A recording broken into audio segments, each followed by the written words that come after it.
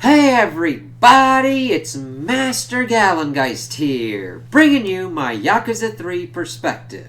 And whoo boy, I I did not like this game.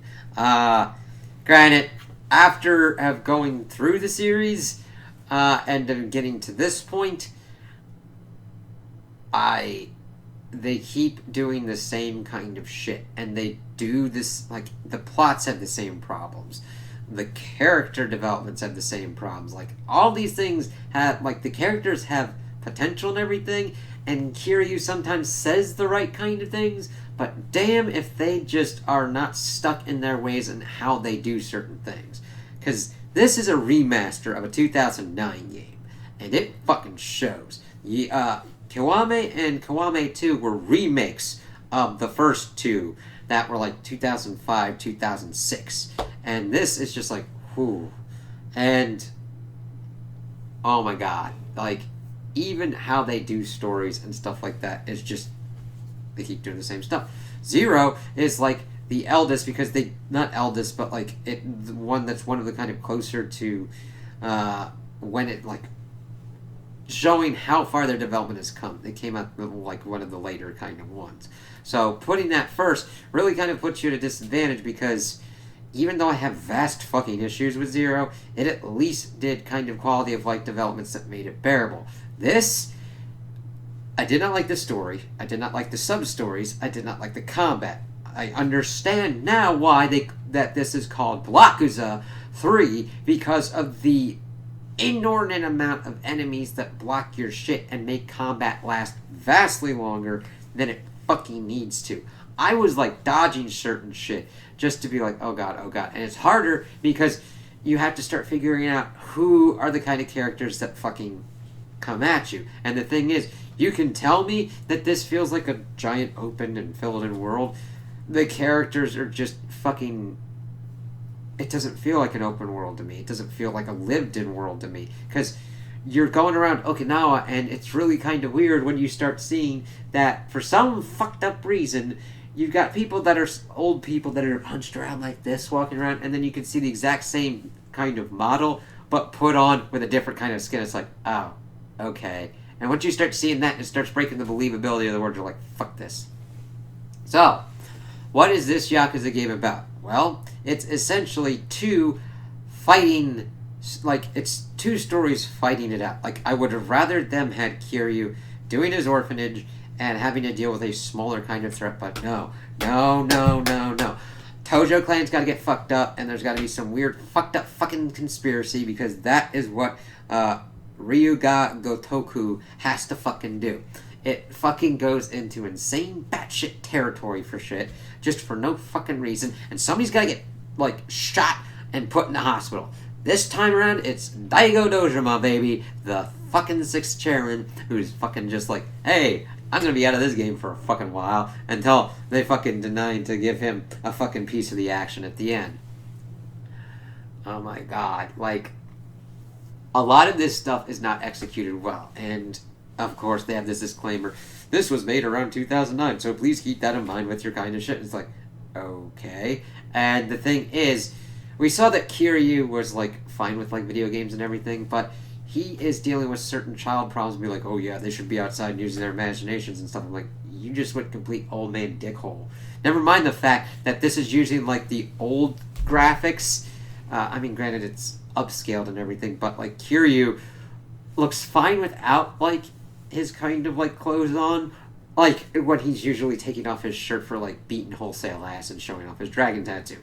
However, when he's got it on, he's like fucking it looks like he shouldn't be able to turn his neck or anything. It's fucking weird. It's like, ugh. So we see him, for some reason, he has been given an orphanage and is in charge of like 9 or so kids, which is fucking insane because we haven't even really gotten a fucking actual kind of like character development stuff with him and Haruka, and it's just like, hey, let's just add these fucking kids. So that leads to the problem that you've expanded the cast of characters and they're all pretty much done to like Nothing. Oh, and Haruka is watching some kind of fucking thing from a helicopter again. It's all like, alright, what the fuck?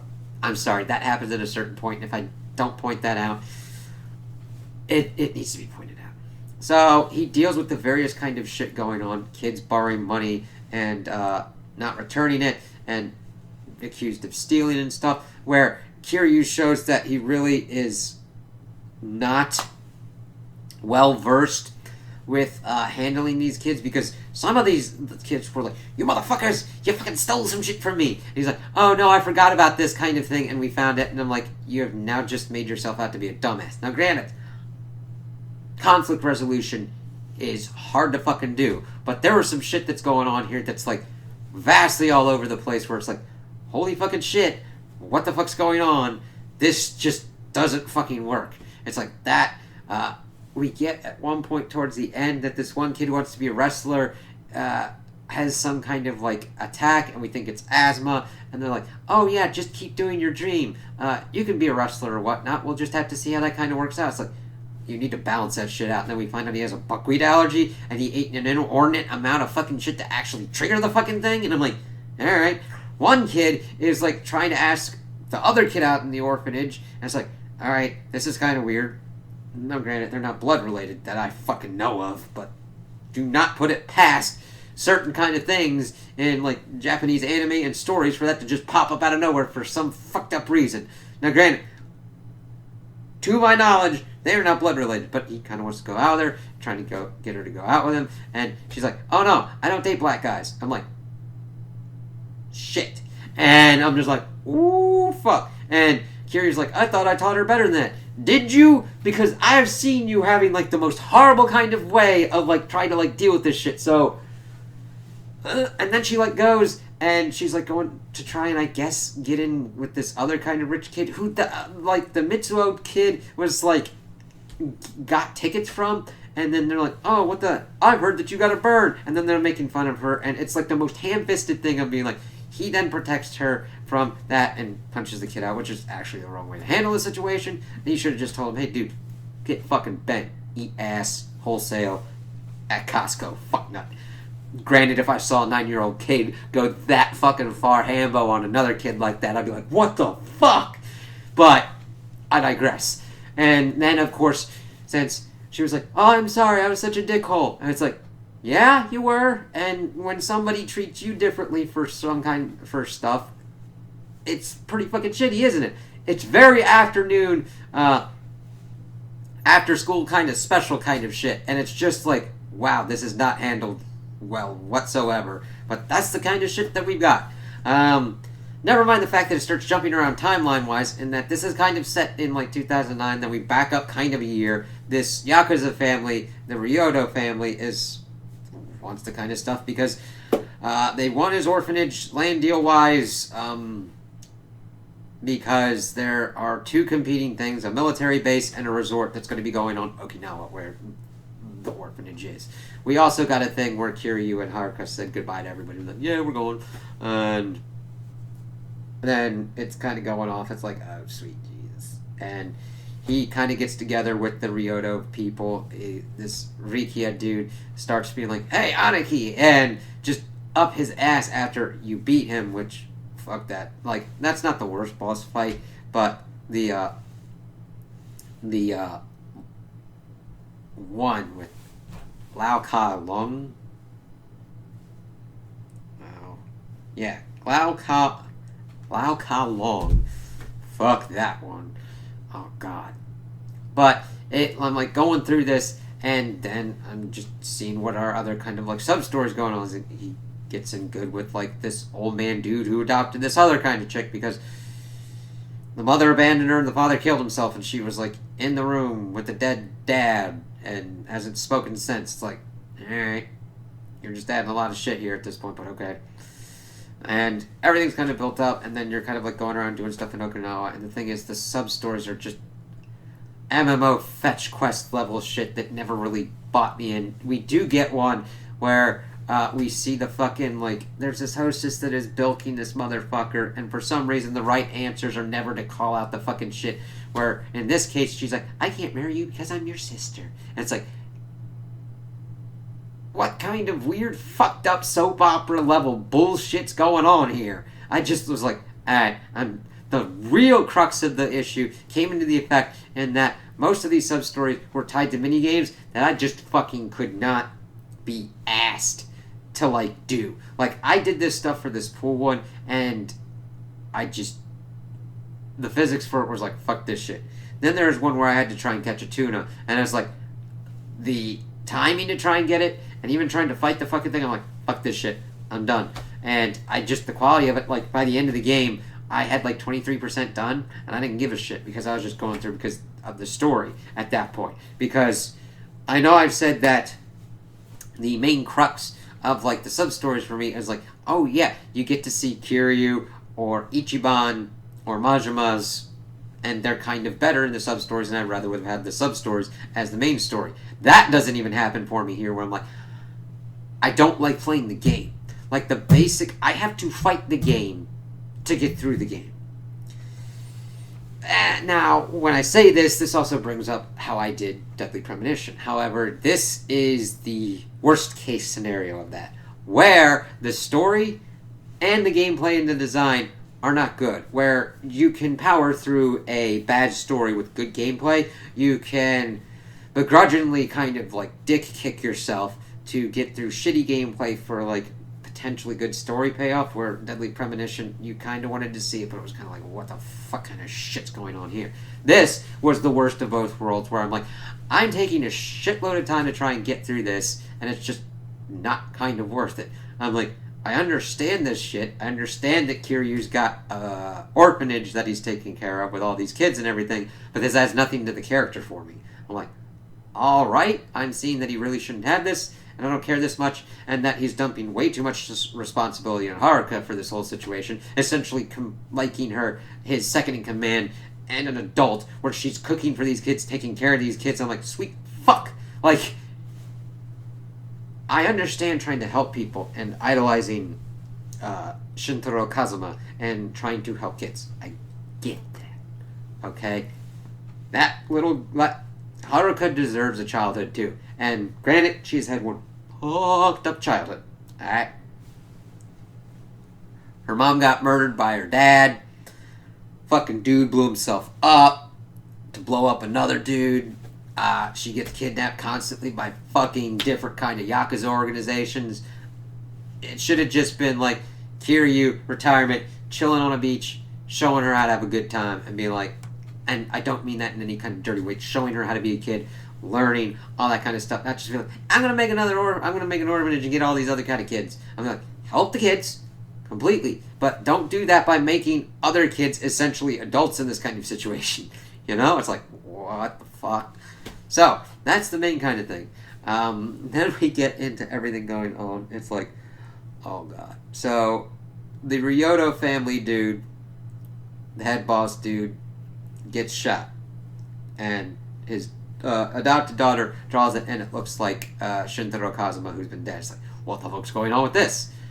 Get ready. Now, granted, he's not Korean. They decided not to go that route. However, most of the twists and the plot dumps are fucking stupid. And this same person shot Daigo Dojima. However, we learned that that's not the case, and instead that it was this dude's partner that did it, who is the bad guy completely that they were going for. They keep doing all these fucking hat tricks for all these people. So Kiryu's like, I gotta go check this shit out and what's kind of going on, so that way I can protect the orphanage. So he goes to Kamurocho to try and suss out what shit's going on, and they pretty much fuck around for a lot of the bit. Date-san is now a reporter and pretty much gives the lowdown on like the head of the Nishiki family, which, since the Tojo family is a complete and utter stupid fucking organization, the Nishiki family is still around, even though the primary patriarch betrayed the clan, the second patriarch betrayed the clan, and this third one betrayed the clan and is a fucking weird, creepy ass motherfucker who you think is sexually assaulting women because he wants big women, and his people bring these women to him. However, they try and like lessen it and be like, no, he just massages them. I'm like, what the fuck?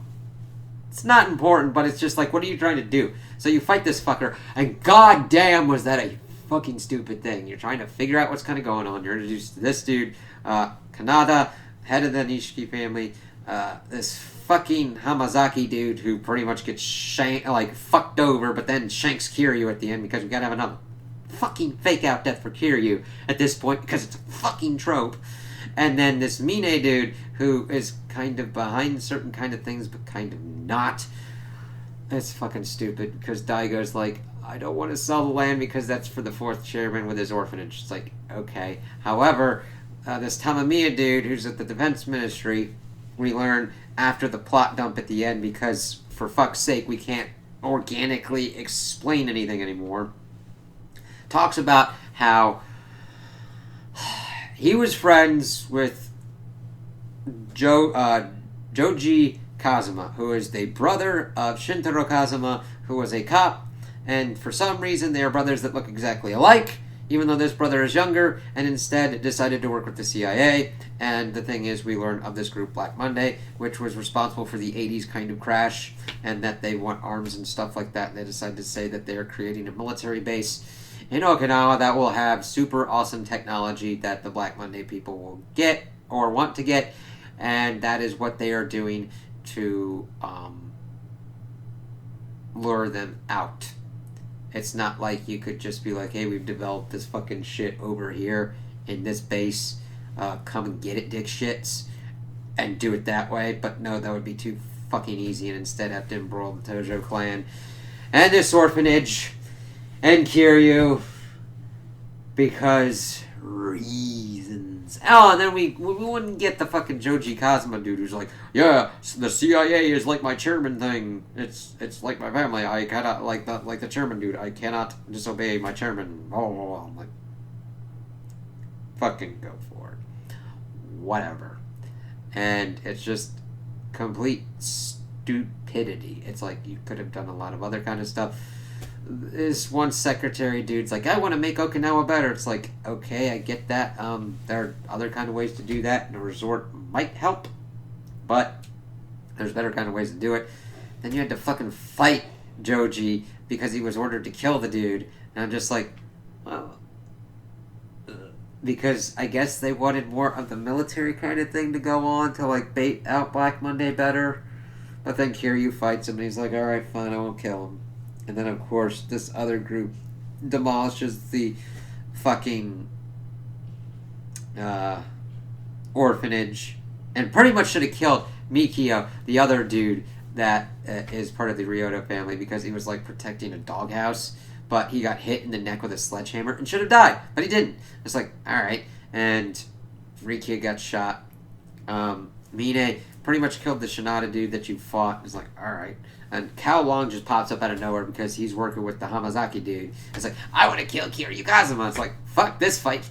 Stupid. And he tried to go after Rikia and, like, was going to try and kill him. He came to Kamurocho because he wanted to avenge his boss getting shot. It's just like, whatever. And he's, like, following you around going, Aniki, Aniki. It's like, fuck you, fuck you, fuck you.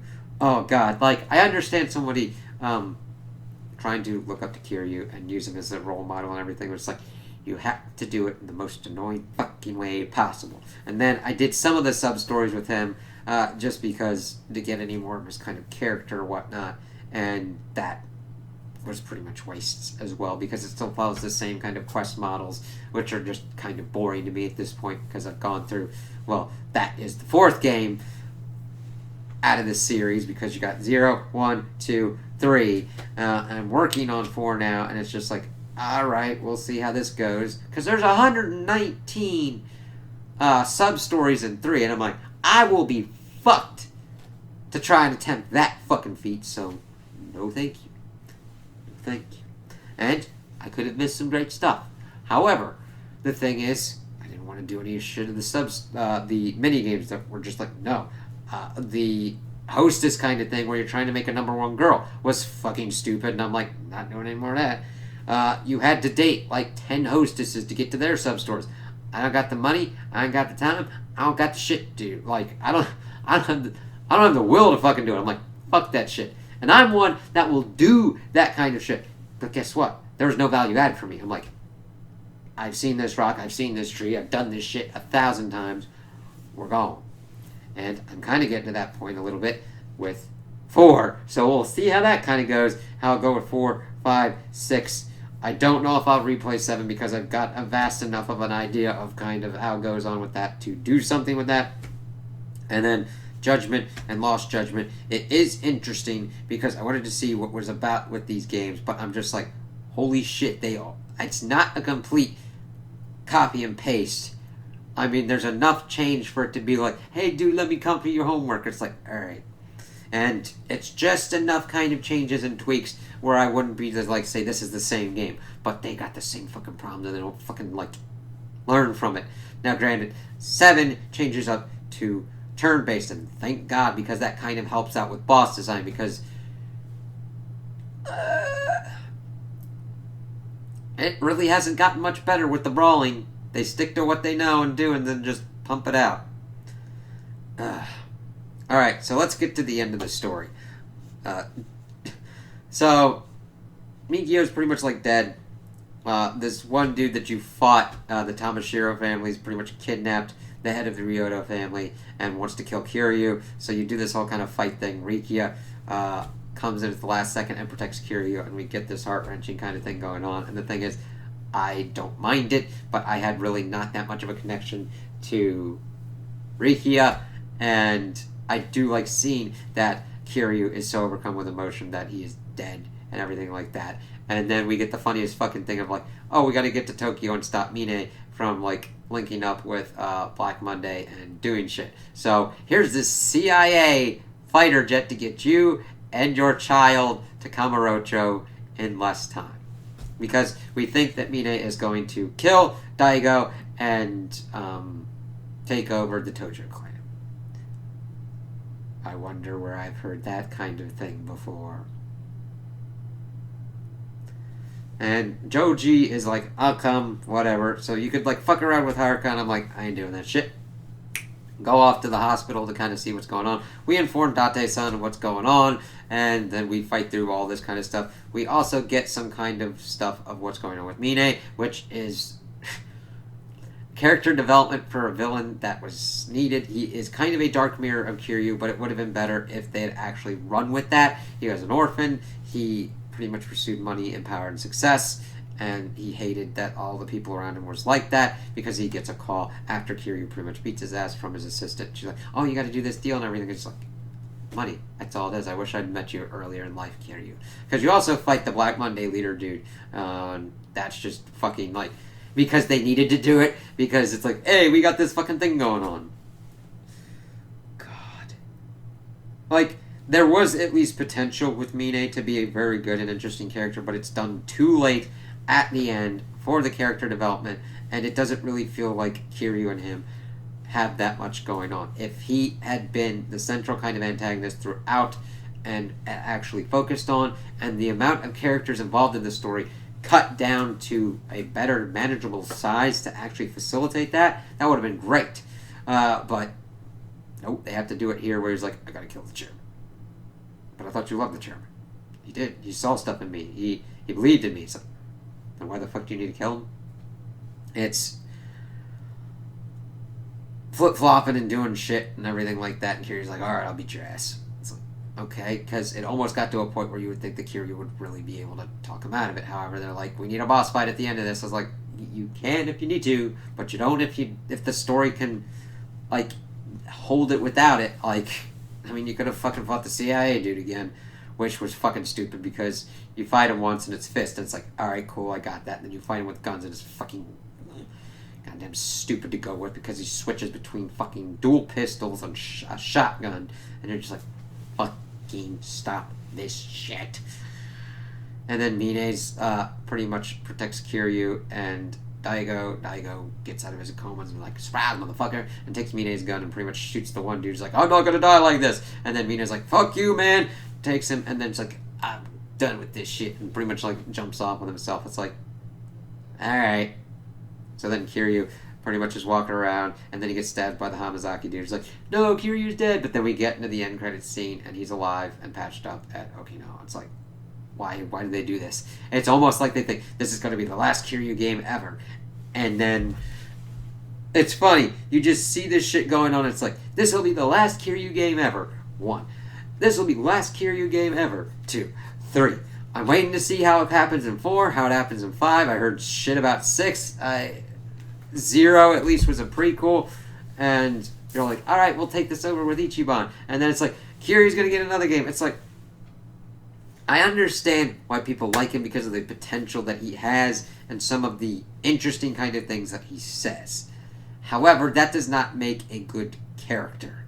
Like, you gotta work on that to have, like, a consistent course of what's kind of going on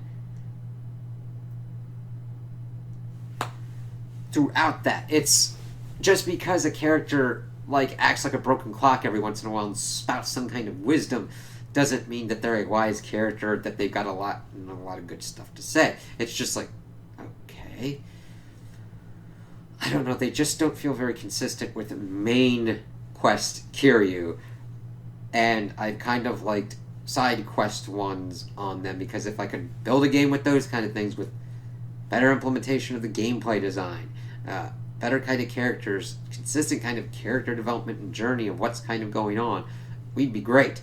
Ichiban is kind of the worst offender on this kind of front, because he is fucking stupid. Like, I could understand because I've been watching One Piece. Now, granted, I even think that Luffy is somewhat smarter than Ichiban within most instances on his main quest kind of track. It's just like, what the fuck? And then you see him in the side quest, it's like, huh. I would worry about the main quest one accidentally killing themselves with a spoon.